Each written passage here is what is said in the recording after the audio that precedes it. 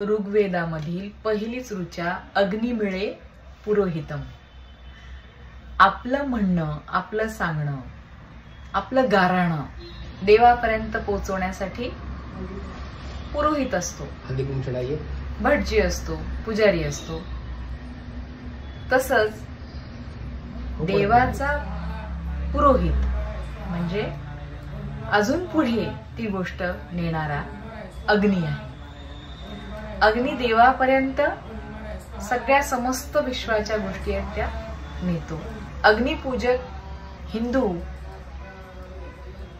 अग्निपूजक असणं म्हणजे देवापर्यंत आपलं सांगणं आणि ऋग्वेदाची सुरुवात ही अग्नीच्या स्तुतीने, की जो देवांचं पौरोहित्य करतो, सुरू केलेली आहे. हिंदूंचा कुठलाही महत्वाचा विधी अग्नी प्रज्वलित केल्याशिवाय होत नाही.